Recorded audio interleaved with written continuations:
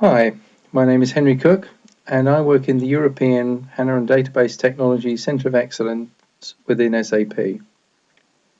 I've worked in and around databases for many years, over 25, so the ACID properties of database are very old and very good friends of mine.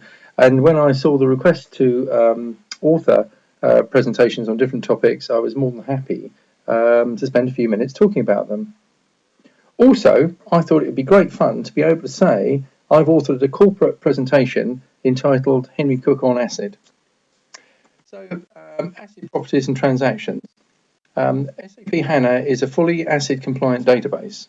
Why is this so important? Well, as we'll see in a minute, the ACID properties are what enables you to be confident about the effect that your transactions are having on your database and the fact that you're maintaining the integrity of the database. The principles of how to handle transactions have been around for quite a while. In the 1970s, Jim Gray originated most of this thinking, and that was refined in a paper in 1983 by Andreas Reuter and Theo Harder, and it was they that coined the term ACID that we use today. The point here is that a lot of deep thought went into the ACID properties, and they've served the industry very well. Let's just remind ourselves of what a transaction is. It's typically a short period of piece of work requested by a user at an online terminal where a number of database actions, reads, update, inserts and deletes need to be done at the request of a user. These operations are all gathered together as a unit, and at the end of the transaction we expect all the work to have been done as we expected. Transactions come from the general concept of contracts. In effect, each transaction, like a legal transaction or a commercial transaction, is entering into a contract with the database, and the transaction expects the database to honour the work that it's being requested to do. The first ACID property is the transaction should be atomic. That is, it should be all or nothing. The transaction should either be carried out in its entirety, or it should be as if the transaction never existed, if the transaction couldn't complete. In particular, the database should not leave the database in a state where only part of the work has been done. So what this enables you to do is to be sure that the database at the end of your transaction is either in the state you intended or it exists as it was before you even touched it. We can see this in the language of transactions. At the end of the transaction, we ask for a commit. That is, we ask for a commitment from the database that it will have carried out all the work we've asked it to do. If it wasn't able to do this, we want it to tell us and then leave the database unchanged exactly in the state it found it. This is in day-to-day living. A good example of this is the marriage ceremony. That's a social contract where there's a transaction with two people, and at the end of that transaction, those people are either married or they're both still single. We can't come out of that transaction with one person still single and one person married. Now, it's possible for transactions to be atomic, to be executed in their entirety, but to make the database inconsistent. And the ACID property of consistency states that what the database should do is enforce the fact that transactions can only update the database and move it from one consistent state to another. Okay, so in what ways might we make the database inconsistent? Well, for example, if we have an inventory record, it should never be the case that inventory is less than 0.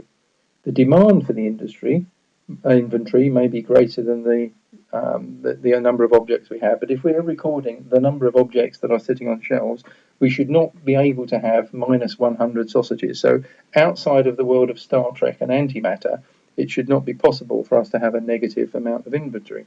So if any transaction attempted to do that, we'd like to stop it. And the best place to do this is inside the database where it's centralized.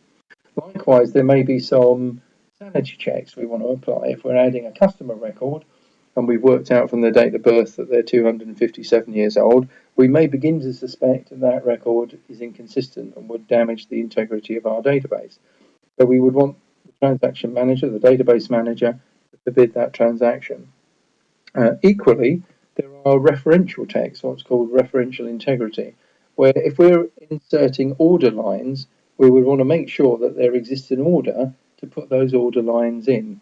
and so we'd like the database to enforce this as well. Now, the other way of doing this, if you didn't do this, you would have to rely on all the different programmers of the different transactions to actually do these consistent themselves. And leaving it to human beings pretty much guarantees an inconsistent result. Having it enforced in the database means that you're able to move the responsibility for that to a central point and police it in a central point. By the way, as an aside, sometimes you may not want to enforce referential integrity and be pragmatic about it, especially in analytical applications. You may want to mass load large tables in a particular order, and setting referential integrity can get in the way of that. So sometimes people put them in, sometimes they don't, but it's worth thinking about. For OLTP applications, it makes a lot of sense to have these rules, these business rules and integrity rules enforced within the database. And this also applies to all manner of rules, which can be constraints, cascades, triggers, etc., etc., etc.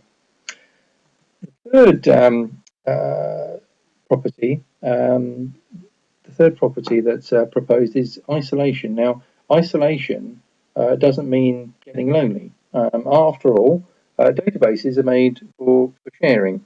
But like any relationship, sometimes you need a bit of space. So in the relationship between the transaction and the database, it typically wants a bit of space from any other transaction that might want to come in the middle with the records that it's updating. So what isolation means is that the transactions will execute as if they are done one after another, serially. And it would seem to each one of the users that we can see drawn here that they've got the database completely to themselves. Now, in practice, they don't run serially, and under the surface, the database will do things with locking or some form of multi-version concurrency to hold up one of the transactions a wee bit, to let the other one complete, in order that each transaction sees a consistent view. Now, it's important to know that the isolation rule doesn't say anything about the order of the transactions. If we've got 3 transactions coming in at the same time, A, B, and C, and they all touch the same record, there's no stipulation about which order they should run in. But what the rule means is that those transactions will run as if they were in some serial order. It could be ABC, it could be CBA, it could be BAC, but each one will run so that the start of one transaction will take as its beginning point the end of one of the others. So each one sees a consistent status of the database. It does its transaction, it leaves it in another state, and you can't intermingle them at all. Think of the implications of not doing this. Your transaction would change its behavior based on the activity of other users in the system. It would be like your database was haunted with supernatural powers swooping in and changing the meaning of what you're doing. Enforcing isolation makes it possible to keep the changes distinct, and it's possible to have a clear audit trail and determine the responsibility for people who've made those changes. So finally, durability, the fourth of the ACID properties, states that if we've got these transactions and they're atomic, they're only moving the database from one consistent state to another, we've isolated users from each other so they can't interfere with each other. So we've got all these transactions making changes, and it would be kind of nice if when we logged on tomorrow, the results of our transactions, our changes were still there, and the next day, and the next day. In fact, there shouldn't be any further changes to the database unless we explicitly make them using other transactions. We want the changes that we've made to persist and to be permanent within the database. Now, it may well be that after we've made the changes, just a split second later, somebody may unplug the power to put in the coffee maker or whatever. And we want, when the power is restored, we want the database to come back, and we want the database to be exactly where it was at the end of our transaction. We want to see the changes that we made still in there. We can extend this. This is all to do, by the way, with the area of logging and recovery and backups, making sure that any changes we make go safely to non-volatile storage, and SAP HANA does this. And we may want to extend this to the whole area of data recovery, disaster recovery, across multiple sites. So if a fire breaks out, or we've got a bad storm, or a flood happens, and we lose the data center, maybe it blows up or it burns down. What we'd like is to be able to extend this concept across to a second data center. So we fire up the secondary disaster recovery center and we discover our database in exactly the same form that we lose it. Now that's clearly a more difficult job, but it's a simple extension of the ACID properties. So they're the basic ideas of ACID. I hope you found that useful, and thank you very much for listening.